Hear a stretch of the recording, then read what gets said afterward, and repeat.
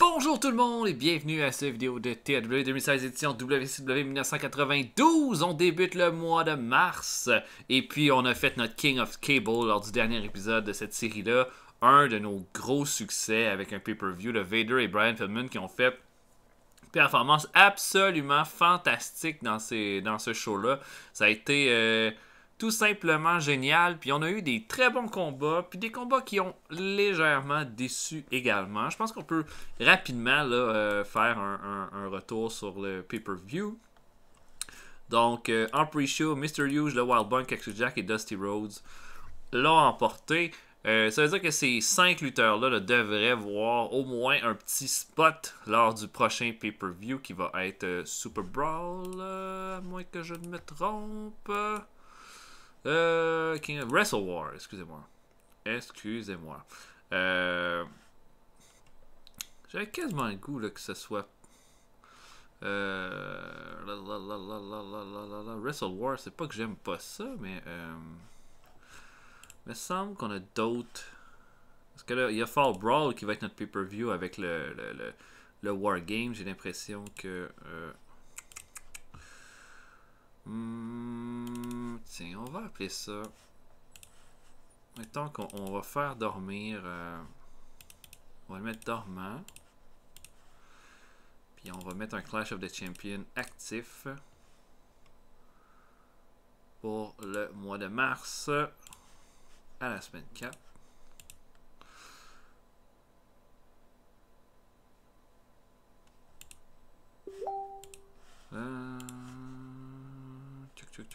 Pardon.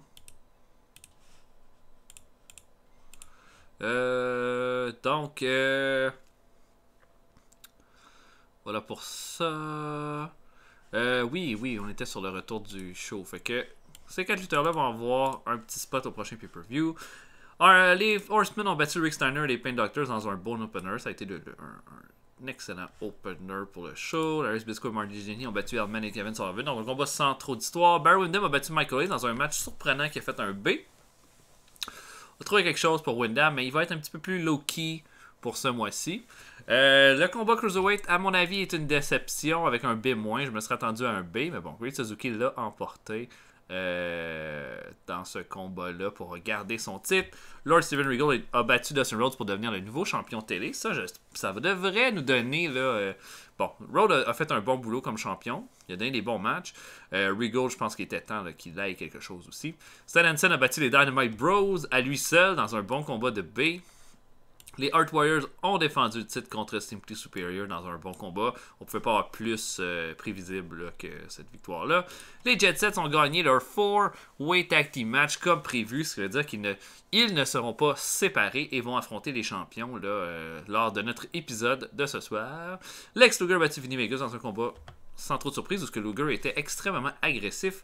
Ric Flair contre Scott Steiner, c'est la plus grosse déception, à mon avis, là, étant donné que je m'attendais à bien plus. Ces deux-là avaient déjà fait des B+, quand il y avait main eventé des pay-per-view.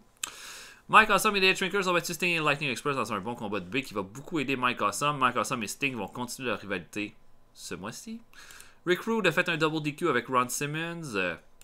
Ça a été dur d'avoir un double DQ de Rick Rude. Ce combat-là aurait sûrement fait un A si Rick Rude l'avait emporté. Mais Simmons voulait bien paraître, même avec un double DQ. Donc voilà, on va mettre la rivalité un petit peu sur la glace. Rick Rude est trop hot en ce moment. Michael Washington a battu Ricky Steamboat dans un bon combat. Ça va permettre à Wall Street de gagner un peu en crédibilité, lui qui n'y avait pas... Ça faisait un bout de temps qu'il attendait son tour. Et Vader a battu Brian Pillman dans le meilleur combat de la soirée par referee stoppage. Ça veut dire qu'après 5 powerbombs, l'arbitre a décidé d'arrêter le combat malgré le fait que Brian Pillman s'est relevé. Après le combat, Vader amène Pillman en bas du ring et lui fait un powerbomb à travers la table des commentateurs. Et voilà, c'est ce que ça donne. Point 33 pour le pay-per-view, ce qui n'est pas une grosse note. On avait point 36 pour celui avant. Si on regarde là en 91, Starrcade avait fait .38. Battle Ball .32. Bon, fait que c'est des pay-per-view un peu plus mineurs. Hein. C'était notre premier, le King of Cable, .32, vous voyez, pour Halloween Havoc aussi. Fall Brawl avait fait .31. Donc c'est pas si pire que ça. Donc là, il va y avoir le Young Lion Championship Tournament qui va avoir lieu lors de cet épisode-ci. Qui va avoir lieu durant toute la durée là, du mois. Mais on va avoir 16 lutteurs, un peu comme dans la partie de TAW sur All Elite Wrestling, sauf que là c'est pour le tournoi du Young Lion Championship qui avait été gagné par Owen Hart l'année passée. Et Owen Hart fera partie également du tournoi cette année. Là. Il avait battu Steven Regal en finale. Donc pour le Young Lion, c'est tous des lutteurs en bas de 30 ans qui participent. Et puis j'ai pris 4 lutteurs du développement pour s'ajouter au tournoi. Question qu'on mette de l'avant les talents qu'on a à la WCW. Le tournoi va avoir lieu comme suit. Steve Armstrong va affronter Scorpio. Et il va l'affronter dès notre prochain show. Dustin Rhodes va affronter Hardbar. Owen Hart va affronter Marcus Bagwell. Billy Black va affronter Shane Douglas. Rey Mysterio Jr. va affronter Tracy Smothers. La Parka va affronter Brian Lawler. Jeff Jarrett va affronter Killer Kyle. Et George Hines va affronter Johnny Ace. Donc, au final, le gagnant gagnera le trophée du Young Lion Tournament. Et lors du prochain show à World Wild, #1 contendership pour le titre Cruiserweight avec 3 Cruiserweight qu'on a quasiment tendance à oublier que c'est des Cruiserweight. Chris Benoit contre Ricky Morton contre Tim Horner. Ricky Morton et Tim Horner sont des Cruiserweight. Donc ils font partie de la division, en tout cas sont accessibles. Et Chris Benoit va s'ajouter au mix, lui qui a fait un bon combat contre Suzuki le mois passé. Donc on va avancer. Ok, pre-show, Awesome Kong affronte Chris Champion. Awesome Kong là, qui fait maintenant partie du main roster, mais qu'on attend que Crusher Kong descende pour qu'on aille vraiment de l'avant avec eux autres en équipe. Donc je vais l'utiliser probablement juste en pre-show en attendant. Il va battre Chris Champion avec un Awesome Kong Splash. À noter que Chris Champion ne voulait pas perdre alors qu'il fait... C'est juste un gars de développement, Chris Champion, mais il voulait rien savoir de perdre contre Awesome Kong. Il a fallu que je garde un Keep Strong, ce qui a probablement baissé la note du combat. Mais voilà, Awesome Kong va l'emporter sur Champion avec un splash. Donc voilà, un plus, pas fort.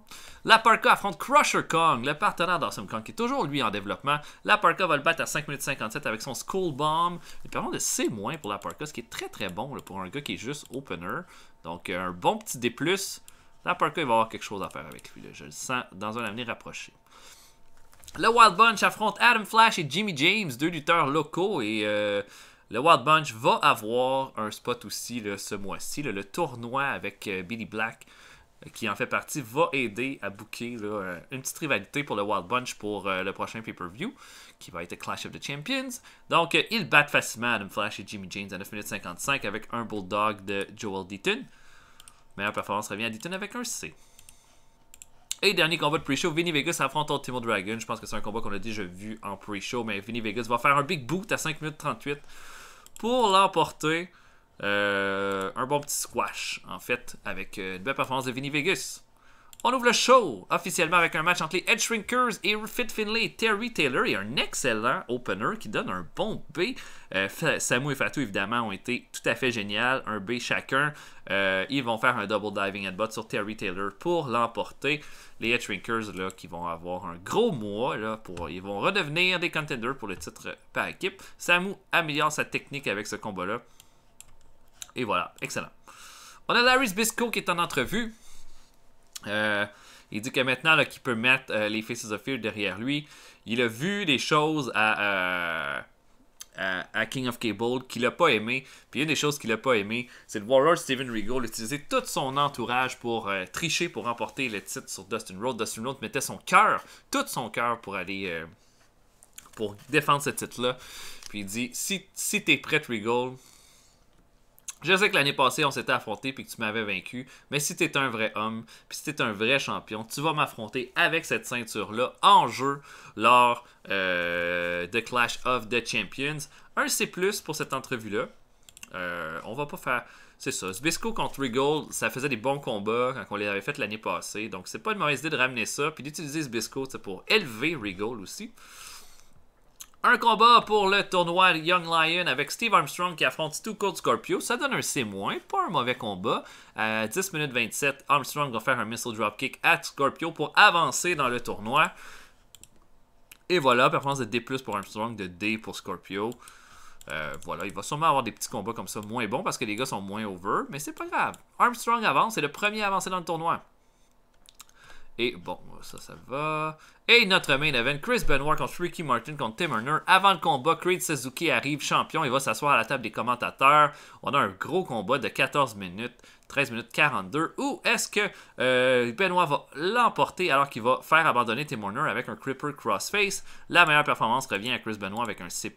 Benoit devient le #1 contender pour Clash of the Champions contre le champion Cruiserweight. Et après le combat, Benoit va en bas du ring, Suzuki va étendre la main et Benoit va faire un sucker punch et va s'aller chercher un hit pas possible. Et c'est comme ça qu'on va terminer le show. Donc je trouve ça le fun. Ça va être le premier mois qu'on va vraiment donner une bonne exposition à Chris Benoit. Donc on va voir ce que ça va donner. Les angles risquent de pas être géniaux, mais c'est pas grave. C'est pas grave. Ultimo Guerrero.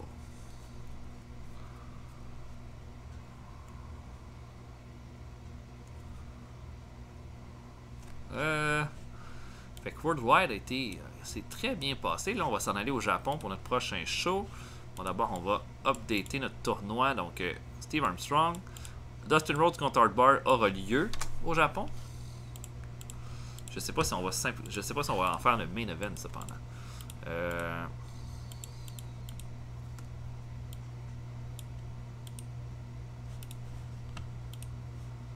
Pas très populaire au Japon.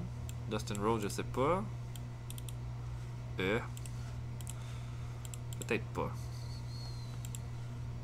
Arn Anderson, par exemple, a une certaine popularité au Japon, puis on pourrait le mettre dans un petit combat.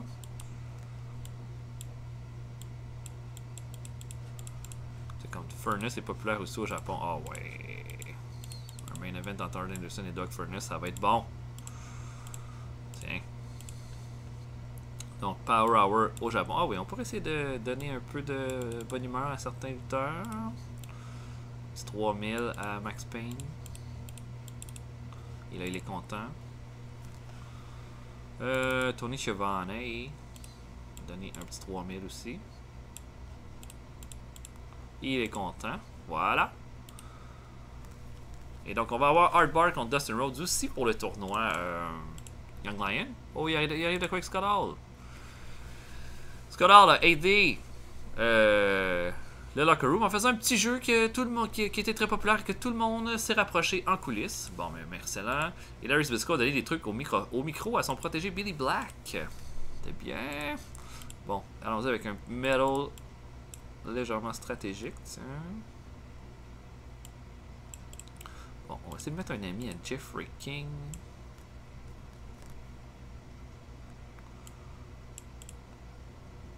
Eddie Guerrero? Non. Ils deviennent pas amis. Donc, je book notre show. Bon, d'abord, on va aller acheter nos tickets. 4, 5, 6, 7, 8.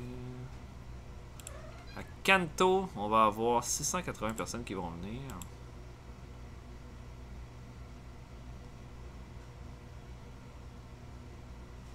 Ça va être pas pire, ça. Donc, je book et on se voit plus tard, tout le monde.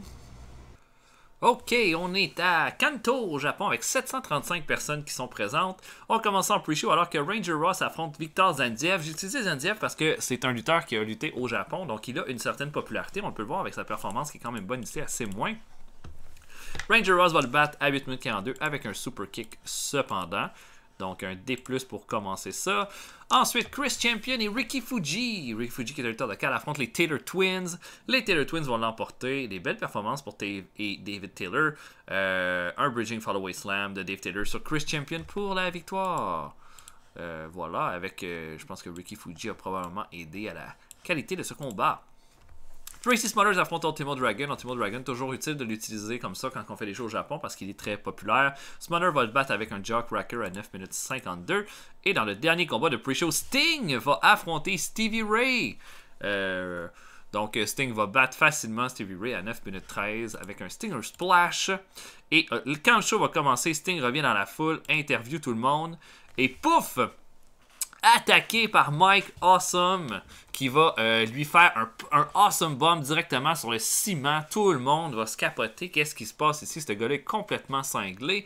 Je m'attendais peut-être un petit peu plus de ce segment-là, étant donné que Mike Awesome est beaucoup plus populaire au Japon que aux États-Unis. Mais bon, c'est quand même bon. Puis ça va être bon pour Mike Awesome aussi au final. Donc voilà, il va s'améliorer aussi. Là. Ça dit que Mike Awesome n'a pas bien performé, mais il va s'améliorer avec le temps aussi. Donc voilà. On a ensuite un match entre Art Bar et Dustin Rhodes pour le Young Lion Challenge. Bon, c'est deux gars qui sont pas populaires au Japon, mais qui vont donner un bon show, différence de D et de D+. Art Bar va l'emporter clean sur Dustin Rhodes, alors qu'il va le surprendre avec un petit paquet. Dustin Rhodes est extrêmement déçu. C'est effectivement deux grosses défaites là, dans un avenir, dans un temps pas très espacé. Mais voilà, Art Bar, lui, avance pour le tournoi et va affronter Steve Armstrong bientôt. Et on a ensuite Scott Hall et Cactus Jack qui sont en coulisses. Cactus Jack lui demande, bon là, hey, j'ai pas mal aidé, là. Je vous ai aidé à battre les Pain Doctors. Puis Rick Steiner, j'ai aidé Ric Flair à battre Scott Steiner. Qu'est-ce qu'il y en est là, de mon face turn? De mon face turn. Qu'est-ce qu'il y en est de mon entrée là, dans les Horsemen? Scott Hall dit, regarde, on regarde vraiment ça ce mois-ci, là. Je te jure, là, mais regarde... On va se donner un peu de temps là, pour y penser. Là. Beaucoup de choses à faire. Rick en veut pas mal aux Steiner Brothers. Tout le kit. Et là, pouf, les Steiner Brothers qui vont arriver là, dans la pièce où est-ce qu'ils parlent. Et Scott Hall va simplement foutre le camp et laisser Cactus Jack tout seul avec les deux Steiner. On va juste entendre Steiner se faire lancer à gauche et à droite de façon absolument horrible. On va même voir Cactus Jack traverser la porte. Il va se faire détruire. Scott Hall était nowhere to be found pour l'aider là-dessus. Un des plus. Et on a un match par équipe. Les Dynamite Bros affrontent George Hines et Barry Windham. On profite du fait que Johnny Ace est très populaire au Japon pour l'utiliser dans ce cas-là. Puis on va chercher aussi une bonne victoire là, pour les Dynamite Bros, que je pense qu'on avait besoin après avoir perdu clean contre Stan Hansen. Ace va faire le pin sur George Hines alors qu'il va prendre il va attraper les cordes pour faire le pin. Ben voilà, un C+ pour ce match-là, avec Barry Windham là, qui va être un petit peu déçu là, d'être dans le losing streak, mais bon, c'est pas grave, qui va être dans le losing end de ce combat-là, mais c'est pas grave du tout. Et le main event, Arn Anderson affronte Doug Furnas, un bon combat de 16 minutes 18 où Anderson va surprendre Furnas avec un spinning spinebuster pour la victoire. Furnas tellement populaire qu'il fait une meilleure performance que Arn Anderson. C'est quand même pas vilain. Anderson va chercher une grosse victoire ici. Et voilà, on termine le tout. Oh, ça a l'air qu'il n'y avait pas assez de jolies femmes. Bon, je pensais qu'avoir mis le Beulah McGillicuddy qui faisait une pub, c'était assez, mais ce n'était pas visiblement. Hanan El Kassi. Ok. Sunny Beach a signé avec la AJPW un contrat fermé, un contrat écrit. Keiji Muto étant son deal avec la AJPW, ça c'est bon. Dustin Rhodes dit que Ultimo Dragon est vraiment bon dans le ring. On devrait le pusher. On devrait le pusher quand il sera plus blessé, mon ami.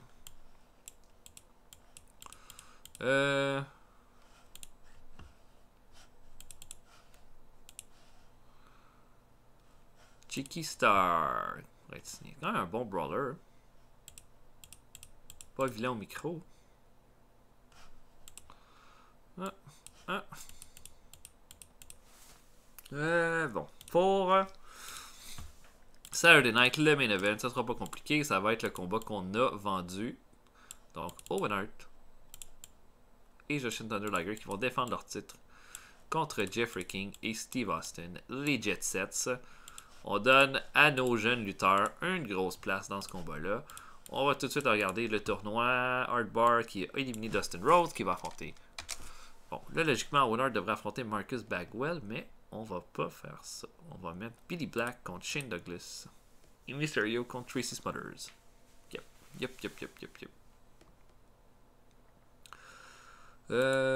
Ouais.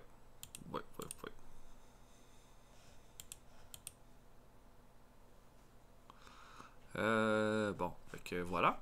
On va avancer avec ça.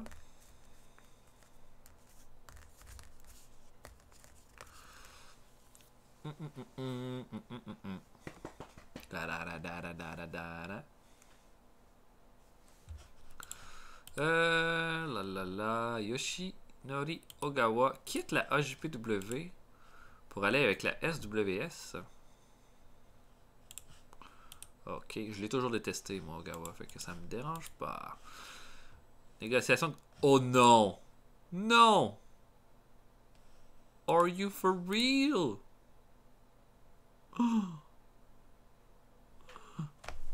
Mon cœur vient de lâcher. Oh mon dieu.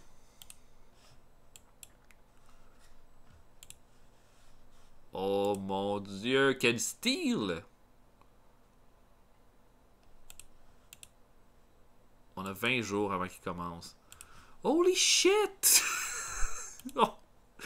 On a le sexy boy! Wow! Ah ben ça là... Ça, je m'attendais pas à ça.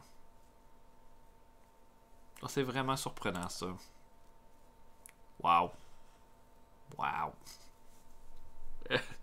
Excusez-moi, je suis un peu sur le choc là. Et ben, il décide c'est nous autres. Alors qu'on avait comme décidé comme juste de pouf, on arrête. C'était notre dernière offre. Il y avait le choix entre deux offres, puis il a choisi la nôtre. Moi, je pense que c'est parce qu'on est sur un... On est pas mal plus convaincant que les autres. Voilà, je vais dire ça comme ça.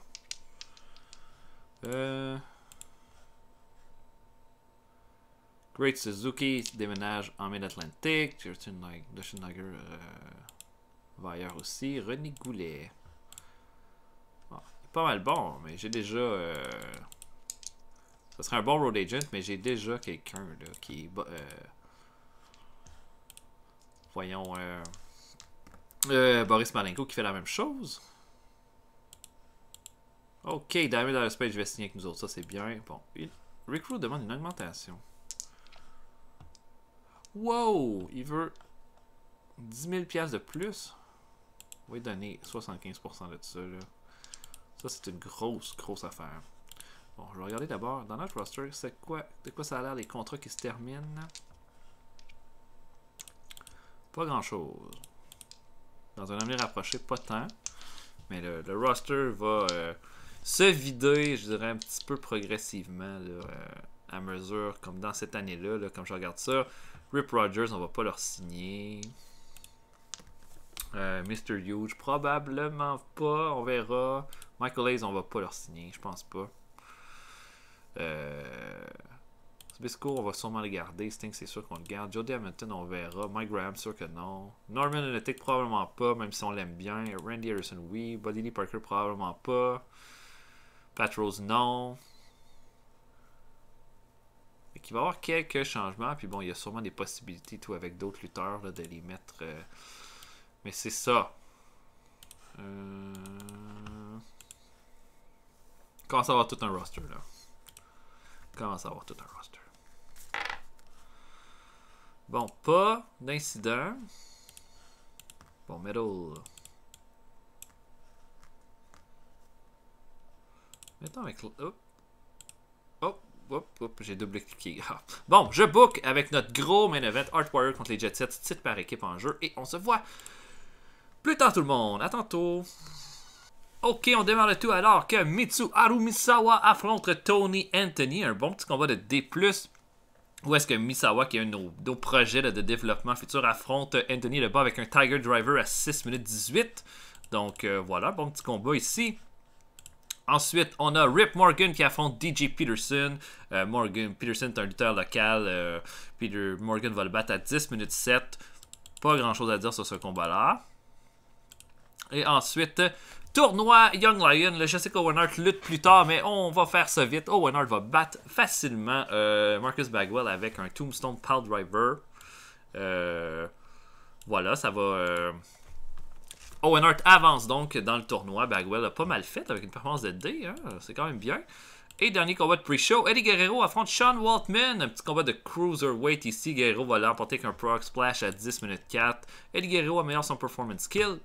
Et on ouvre le show Alors que Schwarzenegger annonce lui-même l'arrivée du champion du monde, Big Van Vader. Vader arrive plus détesté que jamais.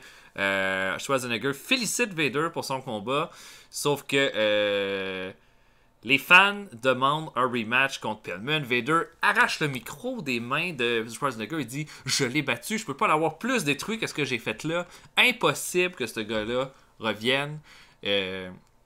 Schwarzenegger dit que Pillman n'a pas reçu le feu médical pour lutter en ce moment, sauf qu'il va l'avoir la semaine prochaine. Et puis, les gens veulent voir Pillman contre Vader, sauf que cette fois-là, il y a une chose qu'il faut que tu comprennes, Vader, c'est que tu n'as jamais été capable de faire le pin sur Pillman à King of Cable. Vader capote, et là, Schwarzenegger dit « Attention, là, approche-toi pas trop de moi, là, sinon ça va pas bien se passer. » Et là, Schwarzenegger lui dit « Tu vas réaffronter Pillman à Clash of the Champions dans un combat où on ne pourra pas terminer le combat si Pillman est mis KO.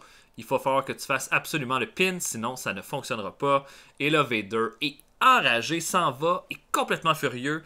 Et on va terminer le segment là-dessus. Gros segment de A+, avec Vader et Schwarzenegger. Excellent, excellent, excellent, excellent. Et Pillman n'est pas là cette semaine, mais on parle de lui. Stan Hansen est en entrevue, il dit qu'il se prépare à son combat contre Buddy Landel, mais qu'il y a une chose qu'il a remarqué, c'est qu'il y en a une couple à la WCW qui pense que c'est des hommes, mais qui agissent comme des petites femmelettes. Et Rick Rude, il dit « Regarde bien ce combat-là, parce que je m'en viens pour ton titre. » Buddy Landel affronte Stan Hansen, un bon combat de 12 minutes 35, avec Hansen qui va battre Landel avec sa lariato à 12 minutes 35. Bon petit match ici. On a Michael Wall Street qui est au micro. Il dit que là, il a entendu dire que Steamboat et Luger allaient faire équipe ce soir pour lutter ensemble. Il dit que tout le monde parle de Michael Wall Street depuis qu'il a battu Ricky Steamboat. Puis une chose qui est certaine, c'est que Steamboat a peur de Wall Street. Et là, il va se cacher derrière Lex Luger, qui est un vrai malade mental, qui a failli tuer Vinny Vegas lors du The King of Cable. Il dit que même, tu peux bien te cacher où tu voudras. T'es juste une espèce de petit pleutre, Ricky Steamboat. Bonne promo de B. Le Hellman affronte Marty Jannetty, combat de Cruiserweight également, avec Jannetty qui va faire un Rocket Dropper à Hellman à 12 minutes 53 pour l'emporter. De petite performance, là, rien de spécial. Marty Jannetty améliore son performance skill avec ce match-là. Très bien, très très bien. On a ensuite Ric Flair et Sid Vicious qui sont en entrevue. Flair dit que quand il a fait les Horsemen, le truc pour être un bon Horseman, c'est de bien s'entourer. Puis il pouvait pas mieux s'entourer qu'avec un monstre comme Sid Vicious. Il parle des Steiner Brothers maintenant. Il dit qu'il a humilié Scott Steiner à King of the Cable, mais que c'est pas terminé, ça a l'air. Que les Steiner Brothers en veulent encore aux Horsemen. Ben Ric Flair, lui, en a pas fini non plus avec les Steiner Brothers. Puis que s'il il est meilleur que n'importe quel Steiner en combat 1 en 1, puis il est meilleur que n'importe quel Steiner en équipe. Et puis avec Sid Vicious, ils vont les défoncer du moment qu'ils vont avoir la chance. Un bon A pour ce segment-ci. La rivalité gagne en heat. Sid Vicious améliore son acting, donc très très bien là, ce segment-là. Combat par équipe, Jake Victory et Rip Rogers affrontent Lex Luger et Ricky Steamboat. Et Luger est complètement là, a perdu la tête là, durant ce combat-là. Il se met à défoncer tout le monde. Steamboat comprend à la limite pas qu'est-ce qui se passe. Luger fait même pas le pin à Steamboat durant tout le combat. Il détruit Victory Rogers. Va faire le torture rack à Victory. Il va le garder. Et là, Ricky Steamboat lui dit arrête là. T'es en train. On sait pas ce qui se passe avec Luger, mais il est vraiment en train de perdre la tête. Un B- pour ce tag team match-là. Billy Jab Black affronte Shane Douglas dans un combat pour le Young Lion Tournament. Un bon combat de C+, entre les deux. Douglas en 1 contre 1 n'a pas fait des gros combats jusqu'à là, mais celui-là est quand même bien. Les deux ont une excellente chimie ensemble. À cause d'une intervention de Johnny Ace qui va attraper la jambe de Billy Black, Douglas va attraper Black et va lui faire un Pittsburgh Plunge pour l'emporter et avancer dans le tournoi. Il va donc affronter Owen Hart dans un avenir approché. Shane Douglas améliore son Rumble skill avec ce combat-là. Bien bon match. Et là, on est en coulisses. Armstrong et Tim Horner sont ensemble, mais arrivent Samu et Fatou qui se placent devant. Ils n'en ont pas fini avec le Lightning Express. Le Lightning Express se regarde, se laisse pas faire, saute sur les Samoans. Ça commence à se battre. Et voilà, c'est juste un gros brawl. On sait que ces deux équipes-là vont être les challengers pour les champions par équipe lors du Clash of the Champions. On est en coulisses. Great Sasuke Patriot là, se passe, donne des conseils et Vader arrive complètement en feu. Il se met à tabasser Sasuke Patriot, les fait traverser des murs, les pitch, il les détruise complètement. Et Vader va juste laisser Sasuke et Patriot gisant au sol, complètement détruits après le segment. C'est le temps du main event.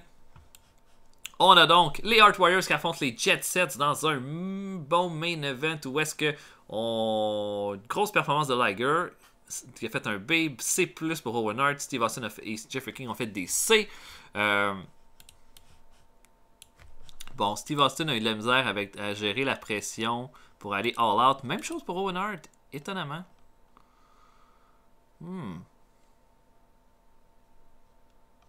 Bon, c'est pas grave, ça donne quand même un bon B pour ce combat-là. Jeffrey King n'a pas eu cette misère-là.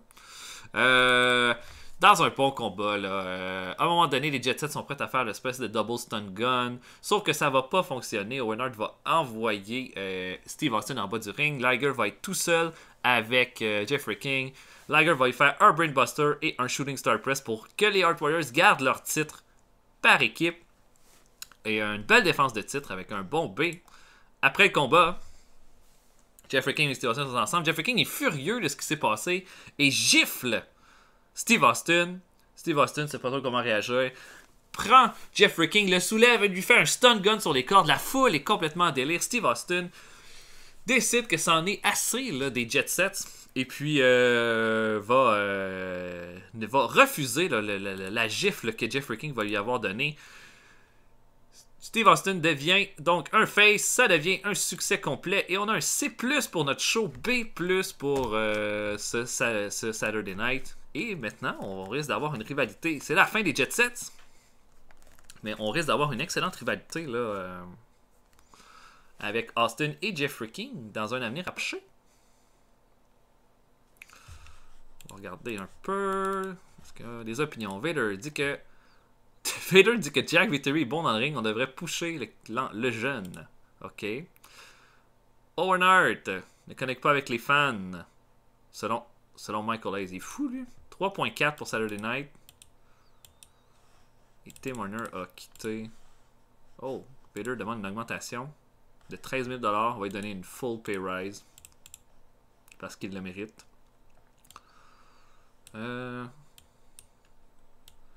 J'essaie de voir, y a des choses intéressantes. All American Wrestling, le British Bulldog a battu Saba Simba, alors que nous on a fait un fucking great show. Fucking great show. Je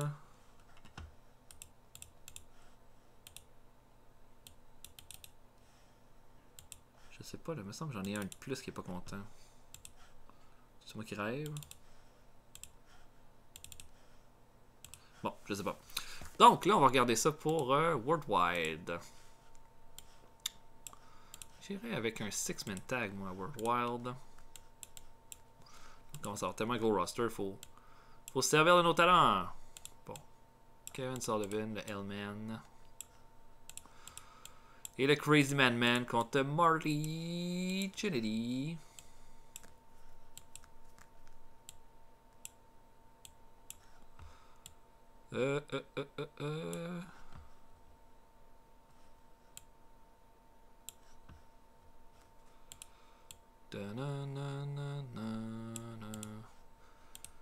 Joe Deaton et Billy Black. Tiens. Gros X-Men tag pour World Wild, ça devrait être pas pire. On regarde un peu.